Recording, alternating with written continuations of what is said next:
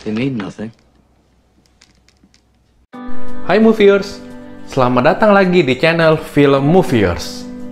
Sekarang, kita akan bahas film berdasarkan kisah nyata tentang dunia catur. Dan dirilis tahun 1993. Film ini berjudul Searching for Bobby Fischer. Atau, judul kerennya sekarang, Innocent Move. Gimana review filmnya? Dan gimana kesimpulan GW? Ditunggu ya! Sebelum dimulai, kalau nggak keberatan, di-share dan di-subscribe ya. Yuk, kita mulai. Diceritakan era tahun 90-an, dunia catur mempunyai idola baru, yaitu Bobby Fischer. Si jenius catur yang merupakan juara dunia catur dari Amerika. Catur di Amerika mulai banyak digemari dan menjadi tren saat itu. Apalagi sejak Bobby Fischer menjadi juara dunia. Josh, yang merupakan anak kecil berumur 7 tahun, di suatu ketika, tanpa sengaja, melihat orang-orang bermain catur di taman kota. Josh begitu terkesima dengan permainan catur ini. Suatu hari, di saat Josh pulang sekolah bersama ibunya, Josh mengajak ibunya untuk mampir sebentar ke taman kota. Dan di sana, Josh mengajak orang yang lebih tua untuk bermain catur. Ibu Josh kaget. Bagaimana bisa Josh mengerti cara bermain catur? Fred, ayah Josh, tidak percaya saat ibu Josh menceritakan tentang Josh dan catur. Fred lalu mengajak Josh bermain catur untuk membuktikan cerita ibu Josh. Dan alangkah terkejutnya Fred bahwa Josh bisa dengan mudah mengalahkan dirinya.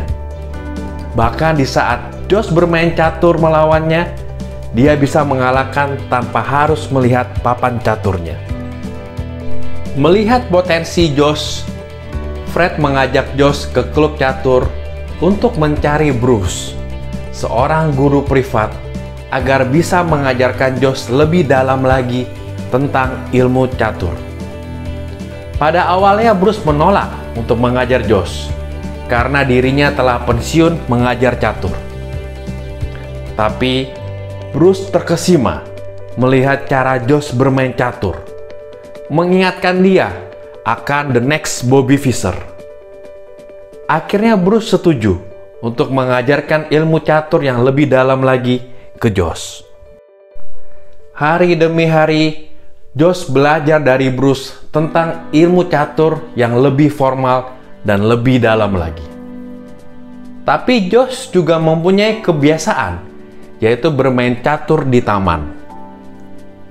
Bruce agak keberatan dengan kebiasaan Josh bermain catur di taman, karena pola dan cara main catur di taman berbeda dengan cara formal catur pada umumnya.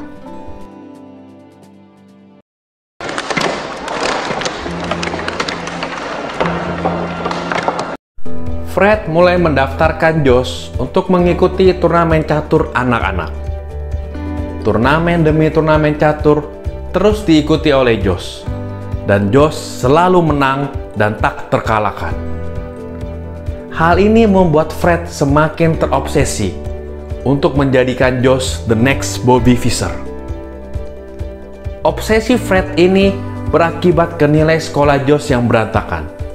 Dan bahkan, Fred memindahkan Josh ke sekolah yang baru karena ada kelas untuk catur.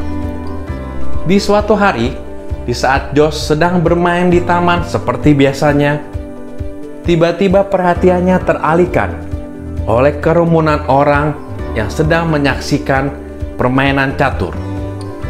Ternyata ada seorang bocah jenius lagi yang mampu mengalahkan orang dewasa dalam permainan catur di taman tersebut. Bocah jenius itu sepertinya mampu membuat Josh merasa terintimidasi dan minder. Di suatu hari, Josh akan berlomba di salah satu turnamen yang penting, yaitu turnamen catur tingkat provinsi. Josh merupakan unggulan teratas untuk bisa memenangi turnamen ini. Karena rekor tak terkalahkannya Josh di turnamen-turnamen catur sebelumnya. Hal mengejutkan terjadi. Josh ternyata kalah di turnamen itu. Sepertinya Josh sengaja untuk kalah. Fred tidak habis pikir bagaimana Josh anaknya yang seharusnya bisa menjuarai turnamen tersebut langsung kalah di babak awal turnamen itu. Obsesi Fred yang menuntut Josh untuk selalu menang dan menang mulai membuat diri Josh tertekan.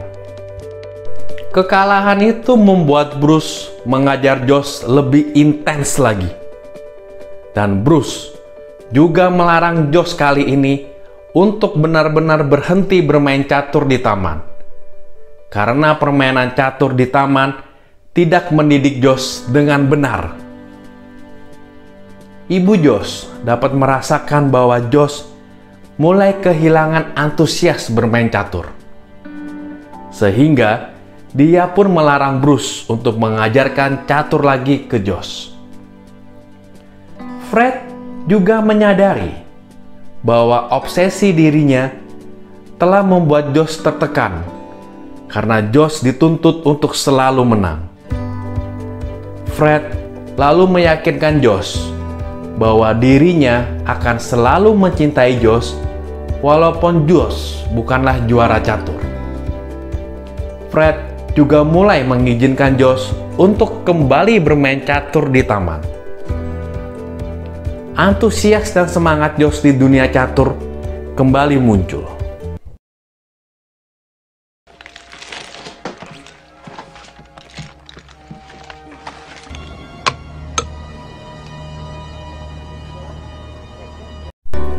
Tiba waktunya turnamen catur tingkat nasional yang bergengsi dimulai. Josh yang telah kembali menemukan semangat dan antusiasnya berhasil menembus babak final.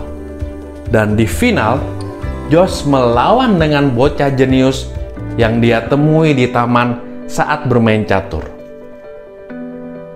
Di awal-awal game, Josh sepertinya akan kalah karena sudah harus kehilangan ratu atau queen-nya.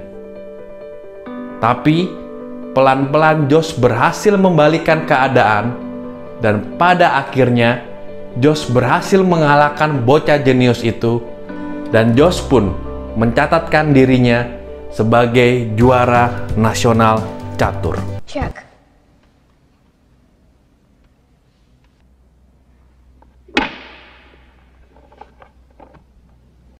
Oke, kesimpulan GW ya.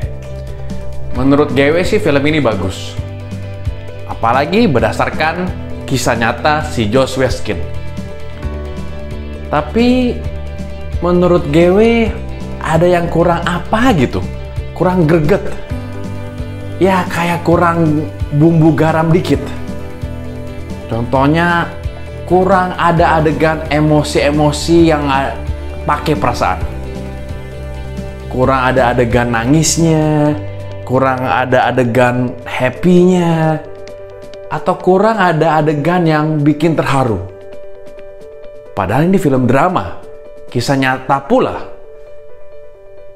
Tapi film ini bisa mampu memberikan gambaran. Bedanya kalau kita main catur secara akademis, sama main catur secara otodidak atau catur jalanan. Overall, film ini gue suka.